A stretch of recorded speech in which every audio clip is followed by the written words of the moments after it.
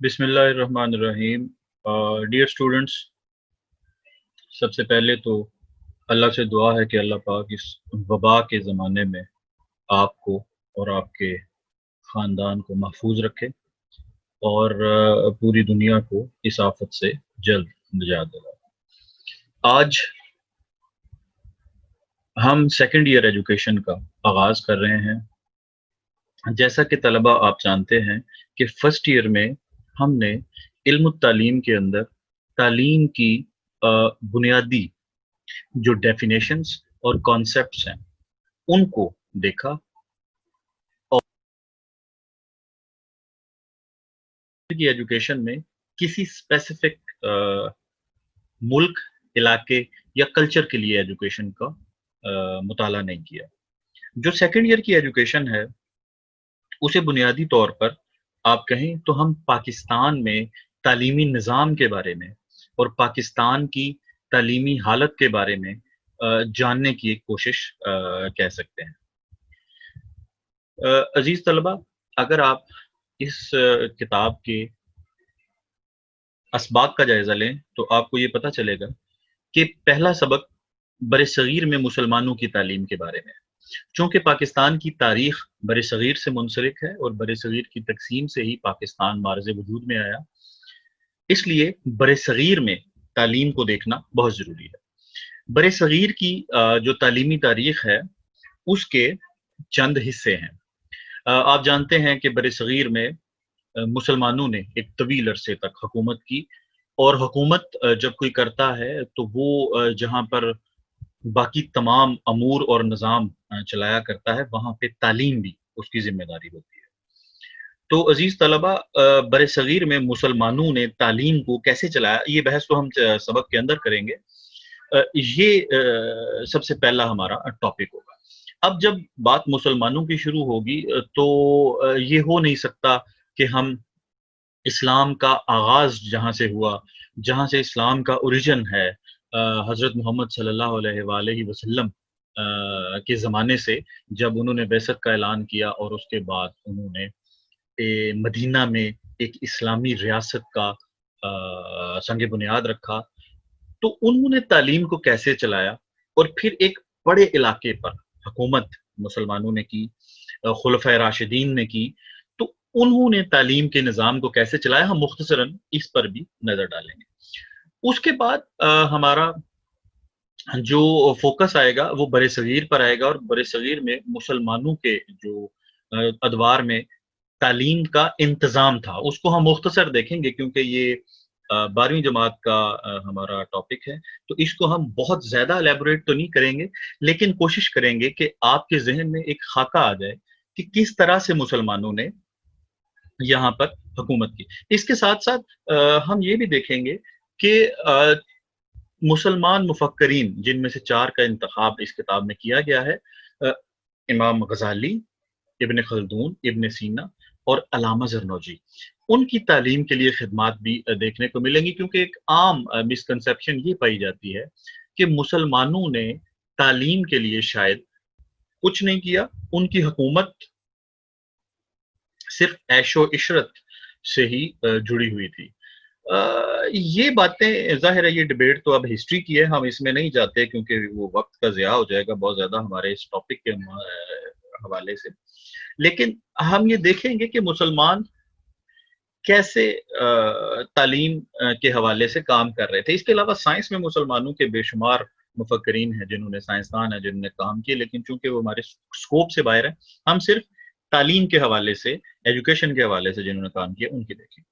اس کے بعد ہم مسلمانوں کے آنے سے پہلے، آپ جانتے ہیں برصغیر کے اندر ہندوؤں کا اور سکھوں کا راج تھا، تو اس کے اندر دیکھیں گے، تھوڑا سا ہم دیکھیں گے کہ مسلمانوں سے پہلے کیا کانٹیکسٹ تھا، مسلمانوں نے آ کے کیا تبدیلیاں کی اور مسلمانوں نے کس طرح سے اس نظام کو چلایا۔ پھر ہمارا دوسرا چیپٹر شروع ہوگا جو جنوبی ایشیا میں برطانوی نظام تعلیم کے بارے میں ہوگا۔ آپ جانتے ہیں کہ ایسٹ انڈیا کمپنی سے شروع ہونے والا برطانیہ کا تجارتی جو سفر تھا وہ قبضے اور حکومت کی صورت میں اختتام پذیر ہوا، اور جہاں پر بھی کسی آزاد اور بنیادی حق والی چیز پر قبضہ ہوتا ہے تو وہاں پر پھر ریٹیلیشن آتی ہے. آپ آج کشمیر میں دیکھتے ہیں کہ ان کی حق خود ارادیت کو سلب کیا گیا ہے، ان پر ناجائز قبضہ کیا گیا ہے، تو وہاں سے یہ آزادی کی تحریکیں اٹھ رہی ہیں. 2 نسلیں تقریباً گزر چکی ہیں، لیکن وہ آگ آزادی کی ٹھنڈی نہیں ہو رہی ہے. اس لیے ہم دیکھیں گے کہ یہ جو مسلمانوں کے نظام تعلیم کے اوپر شب خون مارا اور برطانوی نظام تعلیم نے یہاں پہ ایک بنایا. ہم اس بحث میں نہیں پڑھ رہے کہ برطانوی نظام تعلیم کتنا اچھا تھا، اس میں کیا تھا. ہم دیکھ رہے ہیں کہ انہوں نے مسلمانوں کے تشخص، مسلمانوں کے نظام تعلیم، اس کو کیسے بگاڑا، اور مذہب کے ساتھ جو مسلمانوں کا ایک تعلیم کا تعلق تھا اس کو توڑنے کی کیسے کوشش کی. اس کے نتیجے میں 2 تحریک ہے، ایک مذہبی تحریک ہے اور دوسری نسبتاً لبرل تحریک ہے. اس کے اوپر بھی ہم بات کریں گے. تیسرا جو سبق ہوگا وہ ہوگا ہمارا پاکستان کی تعلیمی پالیسیوں اور اس کے منصوبوں کے بارے میں. آپ جانتے ہیں کہ جب تک کسی کام کو کرنے کے لیے پلاننگ نہ کر لی جائے، منصوبہ بندی نہ کر لی جائے، تب تک اس کام کی سمجھ نہیں آتی ہے، اور اس کام کو کیسے کرنا ہے پریشانی ہو جاتی ہے.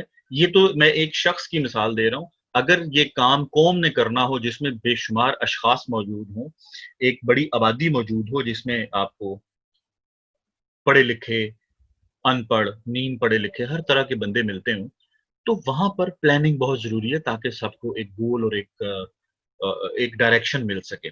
تو تعلیم کی ڈائریکشن طے کرنے کے لیے بھی پاکستان میں مختلف تعلیمی پالیسیاں، کمیشنز اور منصوبے بنے. ان پر ہم چیپٹر نمبر 3 میں بات کریں گے. پاکستان چونکہ ابھی تک نہ تو 100% شرح خواندگی حاصل کر سکا ہے، اور نہ ہی اس کے قریب پہنچ سکا ہے. اس لیے پاکستان کے نظام تعلیم میں تعلیمی مسائل تو بے شمار ہیں. ان کا تھوڑا ہم تعارف اور ان کے حل کی جو کچھ سفارشات ہیں وہ چیپٹر نمبر 4 میں. چیپٹر نمبر 5 میں ہم دیکھیں گے کہ پاکستان میں اسکولوں، کالجوں، یونیورسٹیوں کا جو تعلیم کا نظام ہے، ڈھانچہ ہے، وہ چلتا کس طرح ہے. جیسے آپ جانتے ہیں کہ آپ کا جو کالج ہے اس کے اندر ایک انتظامیہ موجود ہوتی ہے. آپ کو پڑھانے والے اساتذہ کے ساتھ ساتھ انتظامی عہدوں پر وہی اساتذہ، انہی میں سے چند اساتذہ موجود ہوتے ہیں، اور ان کی سربراہی پرنسپل صاحب کرتے ہیں. پرنسپل صاحب، وائس پرنسپل صاحب، کنٹرولر امتحانات، time table incharge, discipline incharge, sports incharge, یہ تمام چیزیں مل کر آپ کو ایک تعلیمی ماحول فراہم کرتی ہیں. اس کو ہم تعلیمی انتظام و انصرام کہتے ہیں. اس کے ساتھ ساتھ آپ دیکھیے گا کہ کیمپس، آپ کا جو کالج کیمپس ہے، اس کو صاف رکھنے کے لیے، اس کو فنکشنل اور بچوں کے لیے اٹریکٹیو اور یوں سمجھے پرکشش بنانے کے لیے ہمارے ساتھ ایک ملازمین کی کثیر تعداد بھی کام کرتی ہے، جس میں آپ دیکھیے صفائی کا عملہ ہے، گارڈننگ کا عملہ ہے، اس کے ساتھ ساتھ سیکیورٹی کا عملہ ہے. تو یہ تمام لوگ مل کر آپ کے لیے بے شمار کام کرتے ہیں. الیکٹریشین ہیں جو آپ کے لیے پنکھوں اور بجلی کا انتظام جو ہے وہ ہر وقت درست رکھتے ہیں تاکہ آپ گرمی سے بچ سکیں اور درست روشنی کی مقدار میں پڑھ سکیں. یہ ہمارا بنیادی طور پر کام ہوگا. یہ آخری سبق میں ہم تھوڑا سا، جیسے میں نے آپ کو کالج کے انتظام کے بارے میں بتایا، اس طرح سے ہم تھوڑا سا انتظام کے بارے میں پڑھیں گے.